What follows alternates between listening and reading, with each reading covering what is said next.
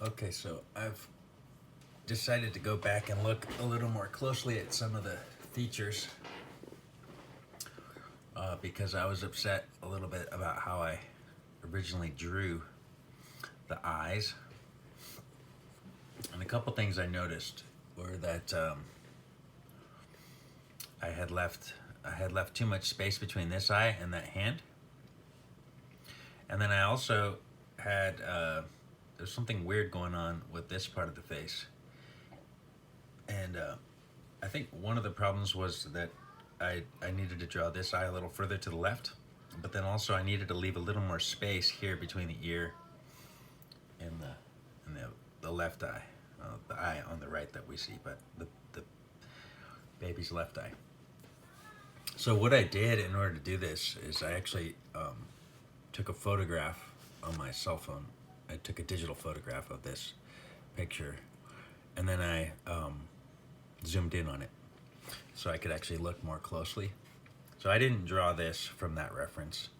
I drew it from a reference that looked more like, you know, it was zoomed in case you're wondering.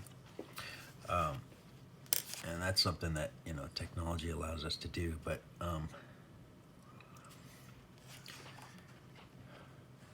let's see. So I'll just draw a little bit more on this, and then that'll be all. I just wanted to show you that sometimes when you draw something and you're not really sure what is wrong, but you know something's wrong, you can stop the drawing and look more carefully. And if you're doing it from a photograph, you just put it up to your eyes, but we also have technology where we can zoom in real close. And you know, the other thing that a lot of artists do when they're doing realistic drawings, I wouldn't call this what I'm doing right now photorealistic, because I'm not trying to make it look like a photograph, but I'm trying to practice observational drawing. That's what I'm doing. I'm trying to practice looking and seeing what's there, and creating a realistic likeness, but not realistic in the sense of, oh, that looks exactly like it. That looks like a picture was taken of it. I'm trying to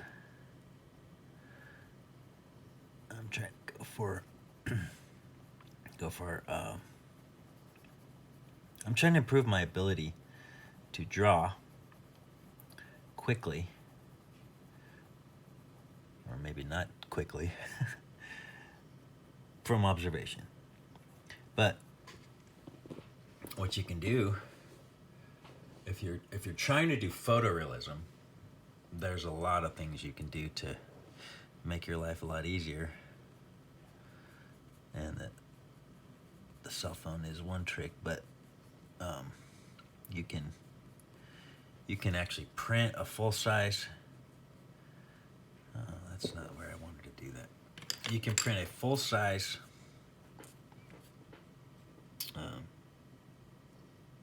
copy, or if not a copy,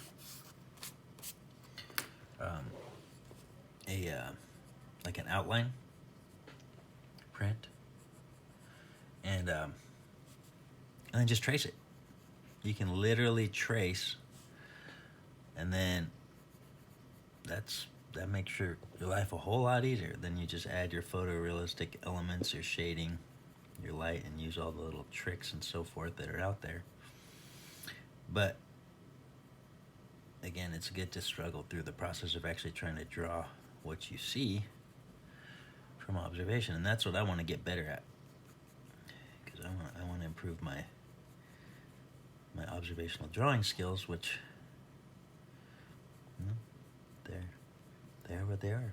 Sometimes I think, hey, I'm all right. I'm pretty good at this. Other times I think, wow, I got a long way to go. And If you want to really discourage yourself, just go start looking at YouTube tutorial videos on drawing and look at all the amazing artists that are out there that are just on the next level. Okay, so that's all I wanted to show you. I'm not going to spend any more time on that, but this is just a little study that was done by me to try to figure out what went wrong when I drew the eyes on the first round.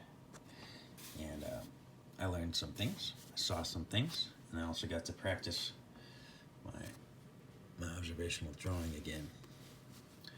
So I hope that's a helpful hint. Oh, so sometimes people ask, why do we draw a bunch of random noses? Why do we draw a bunch of eyes? Why do we draw lips? Well, this is why. The more we practice the individual parts, the more easy it is to put together the whole. And sometimes we need to take a little time and pay a little more attention to what's going on with the individual parts.